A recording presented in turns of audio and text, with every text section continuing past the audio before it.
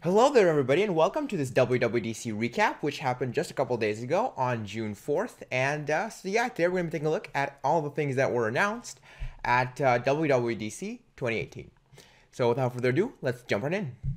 Okay, so the first and sort of most boring, I guess you could say, thing that was announced was tvOS. So tvOS, I guess not a lot of people really use Apple TV, and I guess now we have a new tvOS update, and I guess we could now see the names of the wallpapers that go of the nature scenes that sort of are there when we step away from tvOS. We also got Dolby Atmos support, which I guess sort of kind of helps. If you have a Dolby Atmos supported sound system, you can now use Dolby Atmos with tvOS. I guess we got zero sign-on, but does anybody actually buy a tvOS, an Apple TV? Honestly. I guess kind of exciting because maybe in the future, or actually even in the present, we're actually seeing how TV companies, cable companies, instead of giving you a cable box, they'll just give you an Apple TV. So maybe I guess that's kind of revolutionary in the TV sense. But then again, does anybody actually watch TV? I guess that's also sort of something. We've got HBO Go, we've got Netflix. I guess you could use it as a Netflix machine, but I guess that's really all there is to that. So yeah, tvOS was a pretty boring release. There really wasn't much to discuss. So yeah, I guess the thing that I really sort of noticed, I think if I had an Apple TV, I don't actually have an Apple TV, but if I had an Apple TV, I think the thing that would make make me the most excited is just when there's an aerial. So when there's like a nature footage, like a screensaver that's going on. If I could actually see where it is. So I guess that's kind of cool. So if you're into that sort of thing, that's there. Anyway, so that's tvOS. Nothing too exciting there. Let's move on to some of the more cool stuff that was announced. Okay, and the second least cool thing, I guess, that was announced was WatchOS 5. So if you have an Apple Watch, they stopped supporting Series 1, not Series 1, the first Apple Watch. So if you have the first Apple Watch from 2015, I believe, then you can't actually use it anymore. You can't update it to WatchOS 5. So they stopped supporting that, and that's kind of it's a bummer, but I guess the processor there was pretty outdated at this point, so can't really run that. But WatchOS 5, we did get quite a few improvements. So first of all, we got activity competition. So you can now compete with somebody when you do something. And they actually got a lady on stage who was competing with her friend, I guess, to bike, and she announced some of the new features. So that was pretty cool, but again, not that cool. Anyways, yeah, so we got the competitions. We got some workout features. So the watch will now automatically sense when you work out. I guess they decided to it'll now sense when you're working out. I guess that's kind of cool. If you're too lazy to maybe tell it that you're working out, or if you forget to tell it, then I guess that's also then it'll just now know. I guess you got a neural network there doing that for them. But yeah, so that's they also got the workout feature. We got podcasts, which is kind of, I guess it's kind of cool. Again, I never actually listen to podcasts, but if you do listen to podcasts, you can now listen to it on your Apple Watch.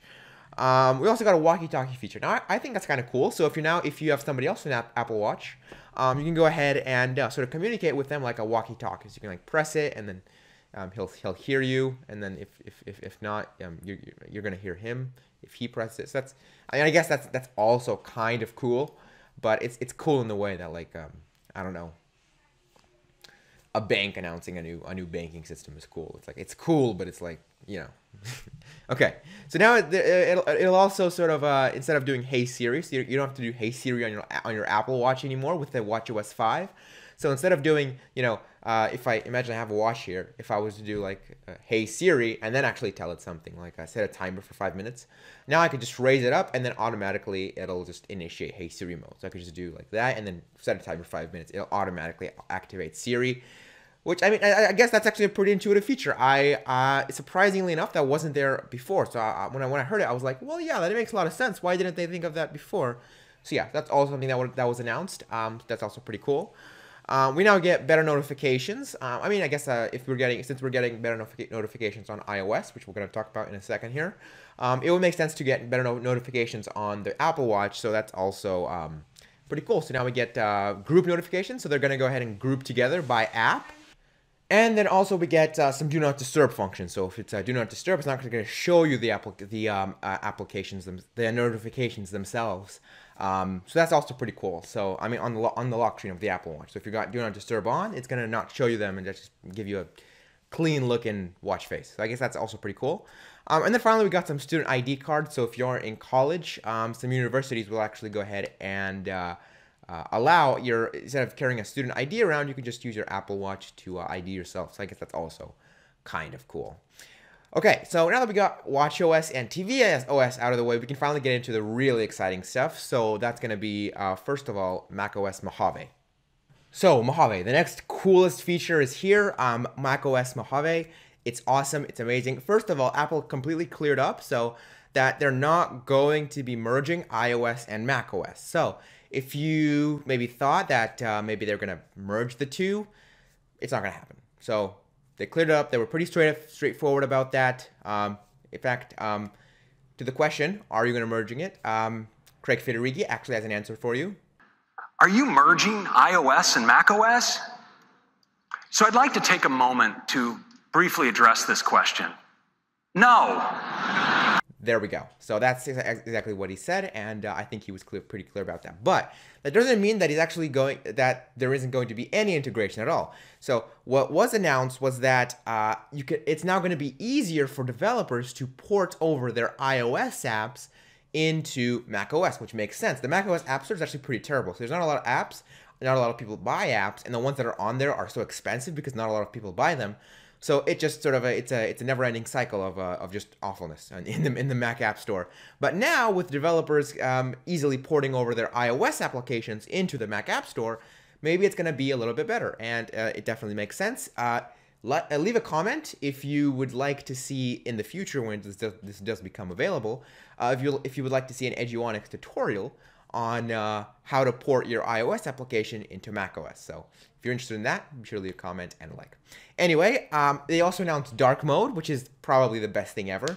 So now you could just switch on dark mode, and it's going to go ahead and make everything black, sort of, or closer to black. Which I think that's pretty cool. So if you're in the dark, programming or something, because that's pretty much all people do, then you can switch on dark mode, and so that's going to be pretty cool. You're going to be able to see everything sort of black. So that's going to be easier on the eyes. Okay, we've also got dynamic desktops. Now, I would have loved to see, I love Android's dynamic desktops, like, not desktop, wallpapers, or dynamic wallpapers, where you can go ahead and it sort of slightly changes as you go. So I think it's available on the Pixel 2 also. So yeah, you can set it, and it's gonna ever so slightly move the image like it's like a wave that's very slowly crashing, something like that. And I think that's just awesome. It really sucks that iOS doesn't have it, but now macOS has something like it. So you're going to be able to set. So one of the desktops that they showed off was a sand hill, so like a desert sand hill, and it's going to slowly turn to night. It's a picture of the day, but it's going to slowly turn to night as the day progresses. So I think that's pretty cool and clever. It'll be interesting if they are going to open that up to other dynamic wallpapers, so you can install your own custom ones, or if it's just going to be their maybe one or two dynamic wallpapers that they're going to give you. But it'll be nice to see. It'll be nice to see exactly how that's going to work. Okay, moving on, we now have Stacks. So Stacks is actually for the Mac, for macOS in Mojave. It's essentially going to stack all of your files on top of each other. So let's say you have, instead of having 50 different pictures all around the desktop, it's now just going to stack all the pictures into one stack. And so that's going to hopefully make it cleaner, and then you can unstack it to work with it and things like that. So that's definitely going to make things a lot cleaner. They've also added new Finder features. So if you use Finder on macOS, you're now going to be able to go ahead and there's a new view. First of all, it's called Gallery View. So that's going to allow you to essentially view a very large preview of your file as you go. So that's going to be pretty cool, hopefully. And then there's also Quick Actions, which lets you perform common tasks like rotating an image, for example. So you're going to be able to click a button and it's immediately going to rotate. So that's also pretty cool. And then also it allows you to see more of the file's metadata. So the metadata, for example, with an image, you can see its resolution or its file size or things like that. And that's going to allow you to see it easier now with the new Finder, because before you had to go to get info, so you have to do Command I on a file in order to see the metadata for the file. Now you can just do it without doing Command I right in the Finder. So we've also got a new Quick Look features. That's gonna be pretty cool. So essentially now, Quick Look, when you press a space on a file, it's gonna show you sort of a preview of the file. But we can't actually do anything with it. So in order to actually do something with it, for an image, for example, we would have to open it up and then actually do something. Now we can go ahead and do it directly in the Quick Look. So we can open an image and then rotate it without actually opening it. So that's actually pretty cool. We've also got new screenshot features on macOS Mojave. So essentially what that's going to do, so if you don't know, on iOS, we've had new screenshot features for a while. So essentially when you take a screenshot, it's going to sort of go to the bottom left of the screen. And there you're going to be able to click on that and then edit it, delete it, save it, whatever you want. It's going to give you some options to do with that screenshot. In macOS Mojave, it's actually going to go ahead and do the same thing on Mac. So now you're going to be able to edit your screenshots and do things like that. So that's also going to be pretty cool. We've also got new FaceTime features. So if you are on FaceTime, you can now go ahead and FaceTime with multiple people, which sort of is weird that they didn't have that before. So that's sort of odd, like it's a no-brainer. But now you can do FaceTime with multiple users. That's pretty cool. Probably still won't be replacing Skype for me personally. But yeah, I mean, if you want, you can now do that with FaceTime. We've also got some new apps. So we've got News, Stocks, Home, and Voice Memos apps all on macOS. So before they were only on iOS, which makes sense. I mean, Home is especially really cool. So I can now control my my Home from my Mac. So that's actually pretty cool. So like I can turn the light off in my kitchen from my Mac, thing like that. So that's gonna be pretty cool also. We've also got a new Mac App Store. So we're gonna have an updated Mac App Store. It's going to be more like an iOS. So in iOS 11, we got an updated iOS App Store. Now we're going to get an updated Mac App Store. So that's also going to be pretty cool. It's going to have a new look, things like that. Okay, so the next feature in macOS Mojave is privacy and security. So have you ever seen when you were on a website, you may have seen like a Google Plus share or share on Facebook or something like that. Or leave a comment. There's actually, companies do use that to track you. So they do use to see like you're on that website, you're looking for something, and then later on they store that in their database, and then later on they can actually use that to maybe show you a product that an advertiser wants to sell you or something like that. So Apple actually did quite a weird, I won't say weird, but like a pretty dangerous, I guess, thing to their competitors. I mean. Now in Safari, it's actually going to ask you if they can track you, essentially. So if it can show you that, Google Plus share icon or, leave the comments, so it's going to show you. It's going to know that it's actually using to tracking you. It's actually being used to track you, essentially, and then go ahead and ask you whether or not you actually want them to track you. Which, I mean, most people obviously are going to say no. I do say that's kind of a dangerous move because Google, its main source of revenue is obviously advertising.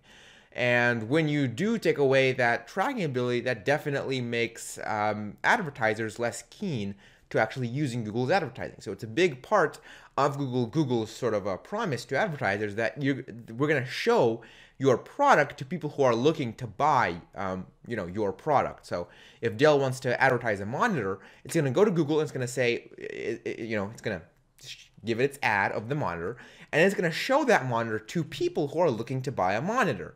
Now, with Apple allowing people to not be tracked, I don't know how that's going to play out. I'm by no means, 100% sure that now there's going to be a war between Apple and Google, but I mean, it's interesting to see how this is going to happen. And then finally, we got some Siri improvements. So much like the enhancements that we get on iOS, which we are going to be talking about in a second here, we are going to be able to use Siri on macOS a little bit, with more features. Most notably the Home app. So now we can actually use Siri Home or HomeKit. No, the Home app through Siri on macOS. There we go. Before we couldn't do that, which was kind of weird. Now we can. And so there we go. That is all for macOS Mojave. And now finally, let's get into the most exciting thing, iOS 12. So really the thing that took the show, and Apple announced it first. So I was expecting it to announce it last, but I mean, it announced it first. I guess it was going in order from, or actually no, I guess it was kind of odd how they actually did announce it. They announced iOS, then I believe it was tvOS, and then WatchOS, and then macOS, I think, or maybe it was WatchOS then tvOS, yeah, like that. But essentially, yeah, they kind of, it was kind of weird how they announced it. But yeah, iOS, they did announce it first, and one of the coolest things about iOS is that it's actually going to be running on iOS 12. Is that it's going to be running on all devices that are running on iOS 11. So if you've got devices that are running on iOS 11, then for 100% sure, you're going to be getting iOS 12, which is actually very, very cool. That means that it goes down all the way to the iPhone 5S, which, I mean, it's pretty cool. And I actually have a iPhone 5S shell here that that's pretty cool. So if you've never seen how an iPhone 5S looks like on the inside, here you go. That's how it looks. So yeah, if you have an iPhone 5S, you are now going to be able to download the iOS 12 update on your own iPhone 5S, which is actually very cool. That's actually Tim Cook actually did fire some shots at Android when he said that 83% of all iPhones, iOS devices are running the latest version of iOS, so iOS 11. And then compared to the competition, which runs 6%, yeah, I mean, I guess you can see the shots he fired himself here. 81% of our over 1 billion active iOS devices are running our latest release. And now, when you look at the competition, well, it's hard to say they really have a software update model.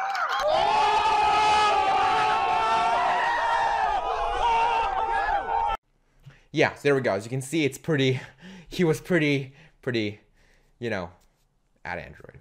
And okay, so the first thing that they actually did talk about with iOS 12 was that they mainly focused on performance. So improving performance on devices, especially on older devices like the iPhone 5S and the iPhone 6.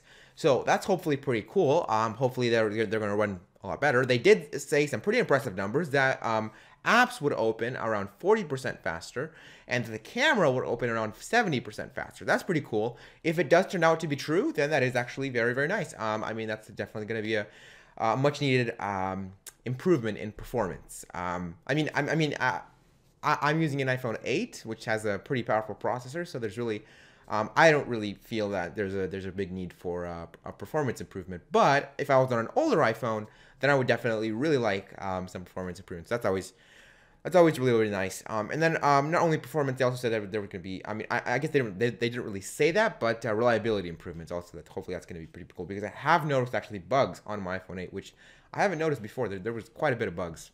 So yeah, that's pretty cool. The next improvement that they announced was FaceTime. So now we're going to have three-way FaceTime, not three-way, just multi-user FaceTime, actually up to 32 people. So now 32 people can FaceTime together. It's actually pretty cool. So they're actually going to show you it like in little blobs, the people that you're seeing, and then when somebody talks, their blob is going to sort of get bigger, and you're going to be able to see them better. So that's pretty cool. That's a pretty smart way to implement that. We'll see how it actually is when people actually use it.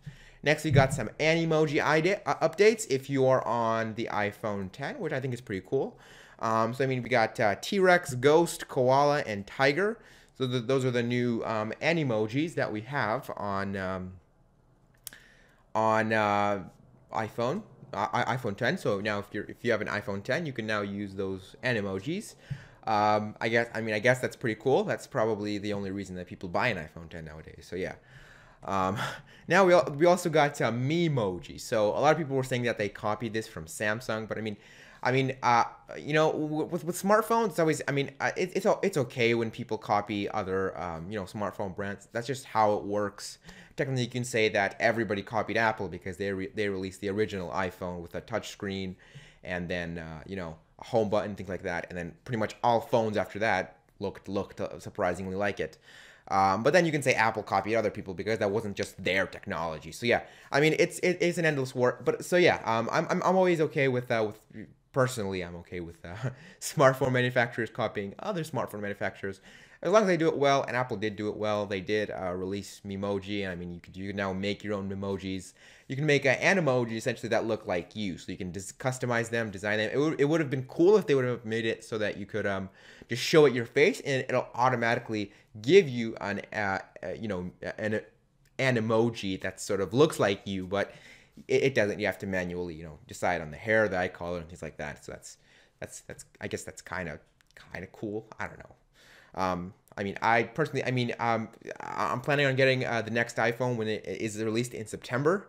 And I don't think I'm gonna use that feature. So yeah. Okay, we've also got now improvements on screen time. So you can now track how much you or your kids spend on their device, so iPhone or iPad, and you can even set time limits. So let's say you want to say, I'm only going to use Facebook today for an hour.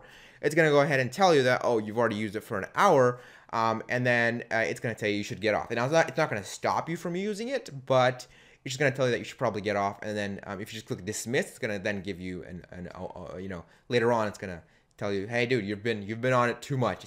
That's enough Facebook for today, essentially. We can just keep ignoring it. I mean, they're not going to stop you from using your device.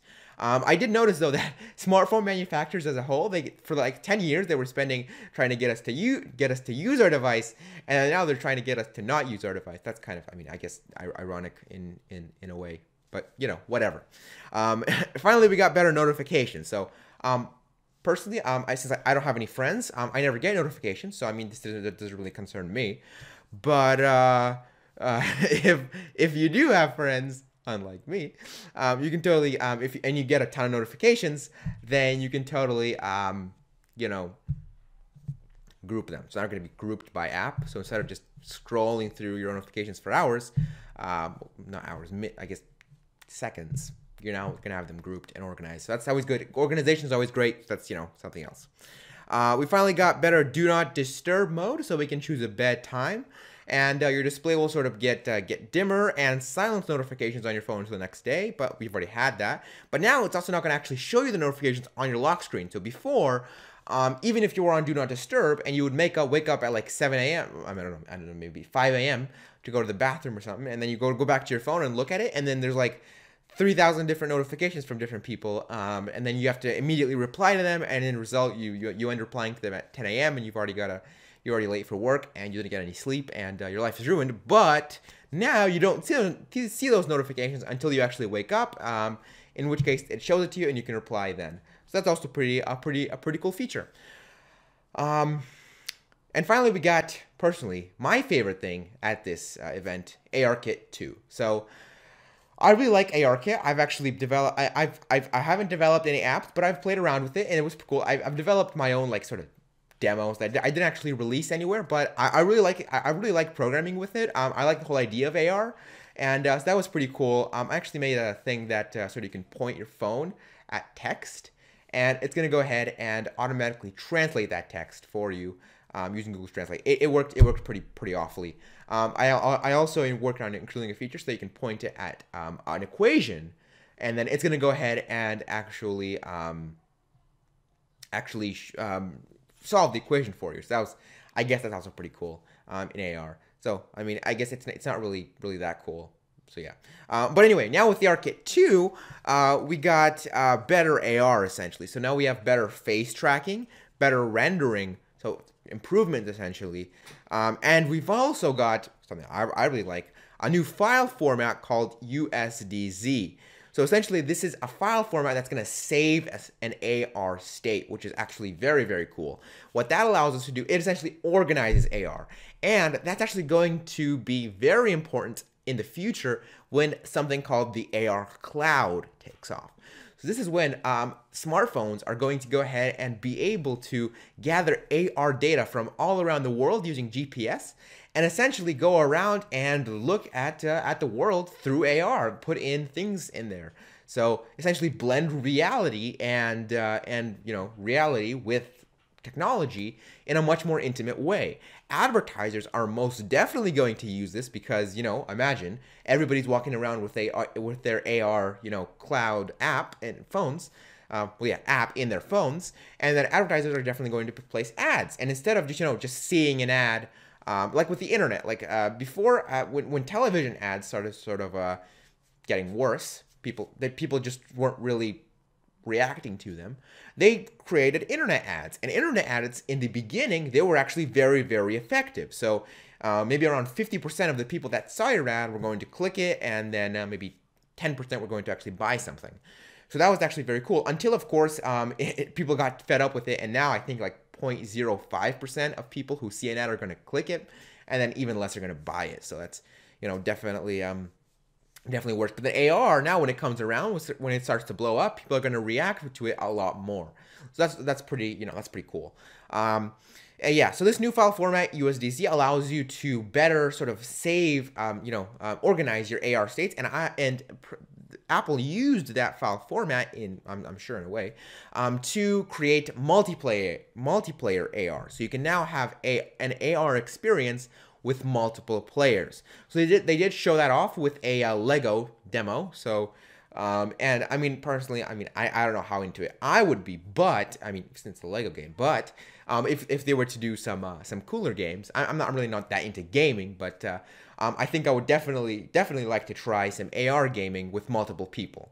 So that should be pretty cool. It also now includes an app measure, so that allows you to measure the world like a ruler or something like that. So you can just use your smartphone, tap a place, and then go somewhere. So that's pretty revolutionary, except it isn't, because there are apps like that have already existed. But now Apple just killed all of them. So RIP those apps. All right, so that's all for the ARKit 2.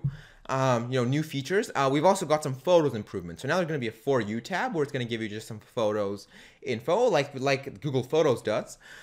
We've also got it will also now support raw photos. So if you take a raw photo, photos will actually support them, and you can actually go and edit them on an iPad Pro. So that's also pretty cool. And that's pretty much all for photos. With camera, we also got a few improvements. So first of all, portrait mode, which will separate the background from the foreground, just got a little bit better. The QR code reader should also work better now. There's also now what I think is really cool. There's an API for developers so that they can actually get the background of a photo and the foreground of a photo separately. And so then they could do with it whatever they want. They can make their own portrait mode, or they could, just do whatever they want with it as a whole. Maybe they can.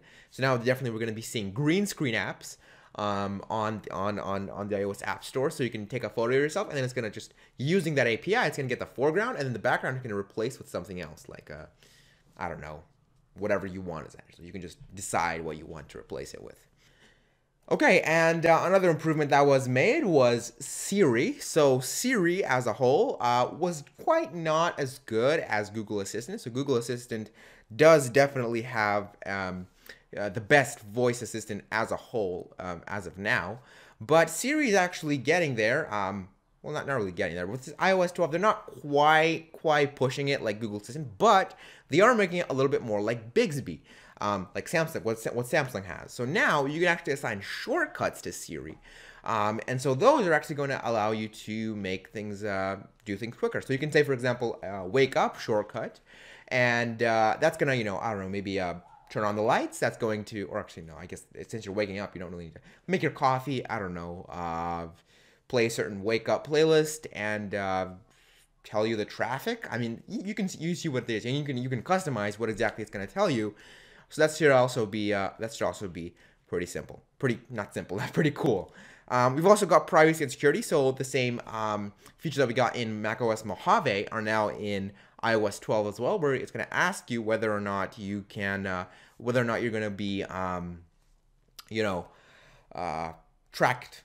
That you want to, whether or not you want to be tracked. I know how crazy it sounds, right? And so yeah, a feature that I really like. I really like. Now, if you're signing up for Twitter or something, so you know how when you sign up for a website, oftentimes it's going to tell you, it's going to use two-factor authentication. It's going to send you an SMS code, and then you have to go to that SMS code. You have to type it in, or actually no, you have to go back and then type the SMS code in. and then finally you can get it into your account. Now it's actually going to sense that the app sent you an SMS code. It's going to go ahead and extract the code from the message, and then just automatically give you this. You can just press it in the keyboard, in the predictive text section. You're gonna press it, and then it's gonna put that code automatically in there. So I think that's actually a very, very cool feature. It looks really cool. We've also got some overhauled apps, so just completely changed apps. We've got iBooks. It's now just gonna be called Books. I guess people are also gonna call it Apple Books. I mean, I guess it's kind of different. We've got new Stocks app, which should be exciting to all 4 people who use the Stocks app. We've also got new News app, and then also voice memos. So they've all been given sort of a redesigns and new features. So that should be pretty cool. All right, and the last thing that they released with iOS 12 was CarPlay. So now your third-party applications are going to be able to use CarPlay to load their applications on there. So instead of having Apple Maps tell you how to get to the middle of a river to sync your car, you can have Google Maps tell you the actually correct place, the correct driving directions to get to wherever it is that you're going. And so there we go. That is all for iOS 12, and that is actually all for WWDC 2018. So of course there are other features that Apple just didn't talk about in WWDC 2018, but those are the main ones, and that's actually what's going to happen. You could actually download the beta for all of this today, but you have to be on the Apple Developer Program, which is like $100 a month, or no, a year. I'm sorry, it's $100 a year. And then the public beta should be coming out in July, so sometime around July, usually around there. The public beta comes out, and so everybody can download it, and then obviously all of this stuff is actually going to be released in September, when they're going to announce the new iPhones, the new hardware. I was actually personally expecting some hardware here. I think that would have been really cool, maybe an iPhone SE 2 or updated iPads, or maybe some new laptops with the 8th generation Intel Core processors, but alas, we got none of that, and all we got was this software stuff. So I guess that's deal with it. What are you gonna do? But anyway, so other than that, then that was all for this WWDC video. Thank you very much for watching. Make sure to check out some of the other videos on Eduonix Tech. Also subscribe, so that next time in WWDC you don't miss our video that we do. Because that's obviously, I mean, this is the most superior video. This is the most superior video on YouTube about WWDC. Let's be honest here, okay? So yeah, make sure you subscribe, make sure you like, make sure you do all that stuff, and then make sure you also check out the other videos, but not before you finish watching this video, which would be just in a couple seconds here. Here we go. It's getting there. No? All right. Oh, there we go. No?